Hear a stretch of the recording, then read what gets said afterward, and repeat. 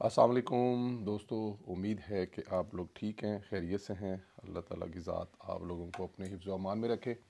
हमारी दुआएं हमेशा की तरह आपके साथ हैं।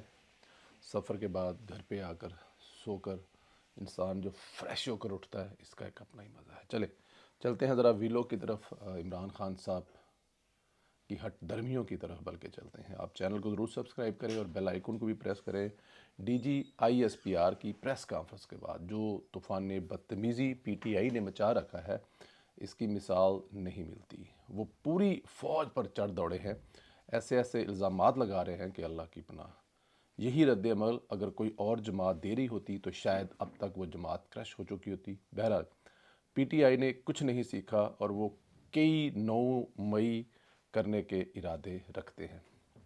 को अभी वो पता नहीं कितने 9 मई करने के इरादे रखते हैं, क्योंकि वो सरकारी तौर पर 9 मई को दोबारा करने का इरादा रखते हैं, जिसका इजहार जो है वो KPK के जो वज़ीर आला गंडापुर साहब है वो ऑलरेडी कर चुके हैं।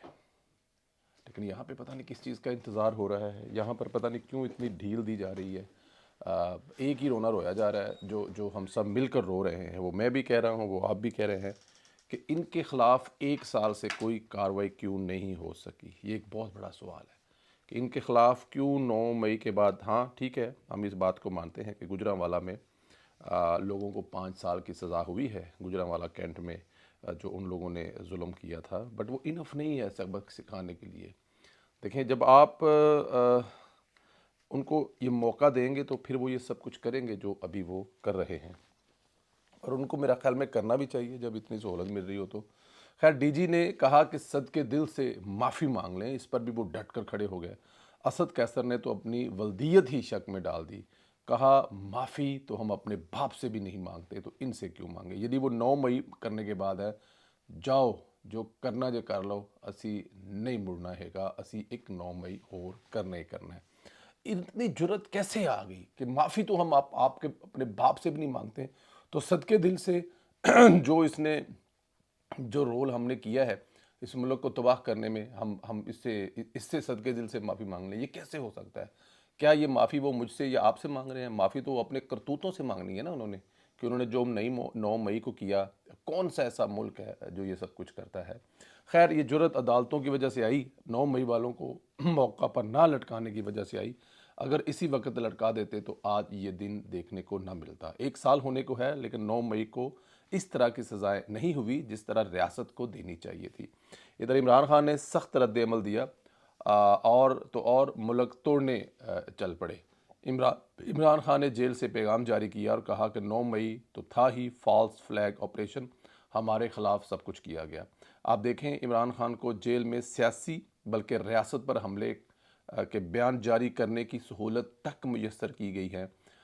इमरान खान साहब ने इस खुसूसी दिन पर अपना जो पैगाम जेल से भेजा है उसमें उन्होंने फरमाया है, 9 मई 2023 को किसके हुक्म पर मुझे इस्लामाबाद हाई कोर्ट से नीम फौजी दस्ते के ज़रिए अगवा किया गया।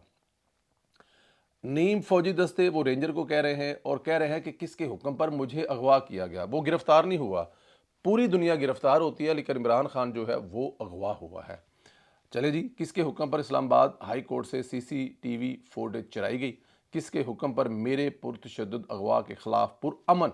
अच्छा, इमरान खान का जो गिरफ्तारी है वो अगवा है, और वो भी तशद्दुद वाला अगवा है। और फिर जो इमरान खान के हामियों ने किया वो पुरअमन एहतजाज है, जिसमें जो हुआ था वो सब कुछ आप देख सकते हैं। नहत्ते शहरियों पर गोलियां बरसाई। किसके हुक्म पर मकतूलीन के अहल खाना को डराया धमकाया गया? अपने प्यारों के कत्ल के ख़िलाफ़ कानूनी कार्रवाई से बाज रखने के लिए इन पर दबाव डाला गया। किसके हुक्म पर कोर कमांडर हाउस और कैंट की सिक्योरिटी हटाई गई? इमरान खान ने ताज़ा बयान में जारी किया और कहा है कि 9 मई के वाक़यात को तारीख़ की आईने में देखता हूँ। ये बहुत अहम पॉइंट है कि वो इसको किससे मिला रहे हैं। तो मुझे 1971 के वाक़यात से कोई ये जो 9 मई और 1971 के जो वाक़यात हैं इनमें मुझे कोई मतलब एक ही जैसे नज़र आते हैं।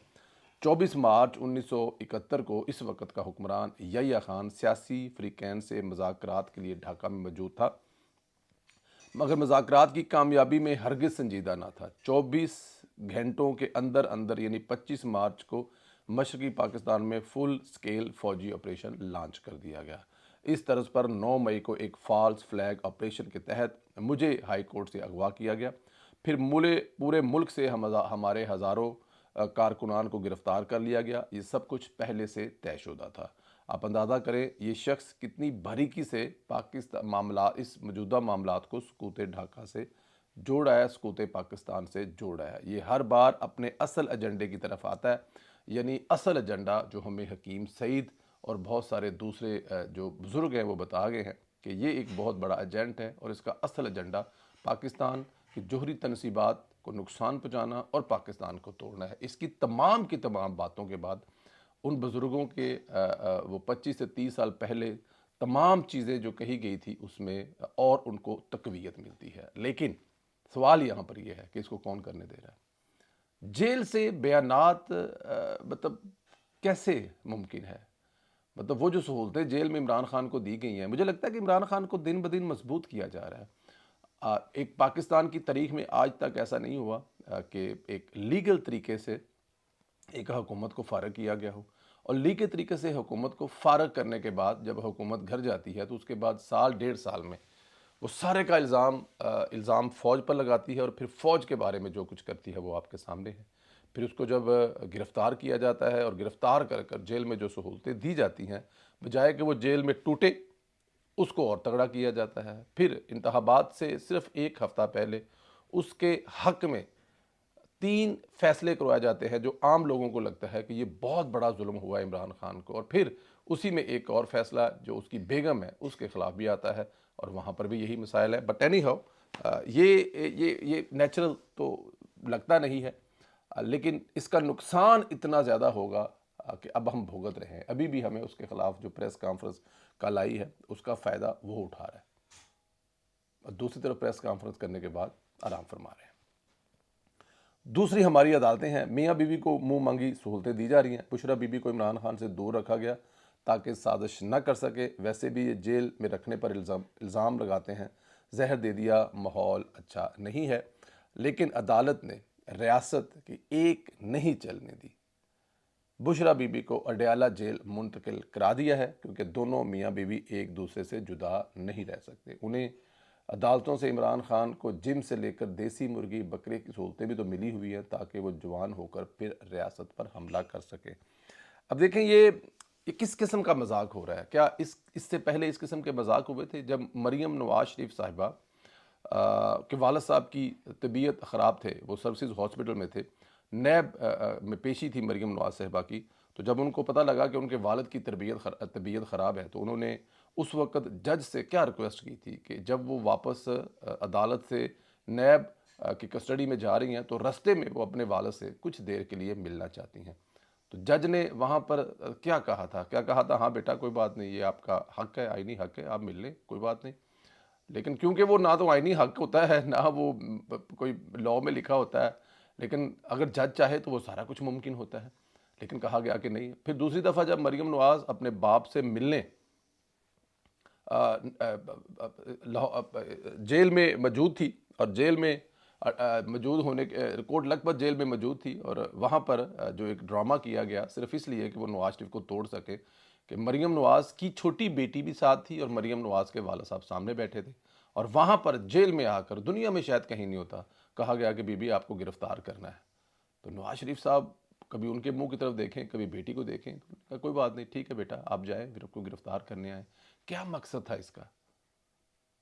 توڑنا مقصد تھا نا اس کا۔ کیا ٹوٹا نواز شریف؟ نہیں ٹوٹا۔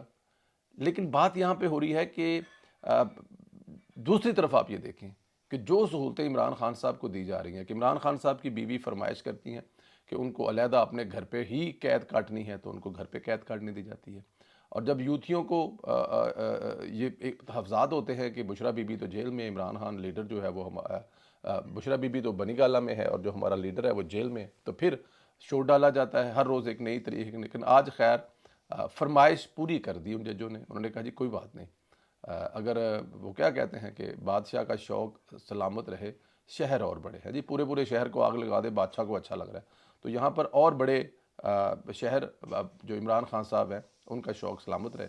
خیر بشرا بی بی جو ہیں وہ اب سازش کرنے کے لیے عمران خان صاحب کے ساتھ بیٹھ کر سازش کرے گی، اور وہ یہاں سے بیٹھ کر پاکستان کی تباہی کے لیے ان کے جو پلان ہیں ان پہ عمل درآمد کرنے کی کوشش کریں گے۔ لیکن پھر وہ سوال وہی آتا ہے، کر کون رہا ہے؟ یہ سب کچھ ہو کیسے رہا ہے؟ جج اس ملک کے اتنے تگڑے ہو گئے، وہ نہ میری سن رہے ہیں نہ آپ کی سن رہے ہیں۔ خیر، کل 9 مئی ہے، 1 سال مکمل ہو جائے گا پی ٹی آئی کی دہشت گردی کا، جو اس سے پہلے کبھی نہیں ہوئی۔ آپ اس دہشت گردی 9 مئی والے واقعے پر کیا لکھنا چاہتے ہیں، کیا کہنا چاہتے ہیں؟ ضرور کمنٹ کریں، لائک کریں، واٹس ایپ گروپوں میں شیئر کریں، پیج کو سبسکرائب کریں اور بیل آئیکن کو پریس کریں۔ آپ سے اگلے ویلوگ میں ملاقات ہوگی، اور کل بڑی اسپیشل قسم کی ڈاکومنٹری انشاءاللہ 9 مئی کو تقریباً وہ اس پہ ہم کام کر رہے ہیں، کل انشاءاللہ تعالیٰ آپ کو وہ بھی دکھائیں گے۔ اپنا خیال رکھیں، اجازت دیں، خدا حافظ۔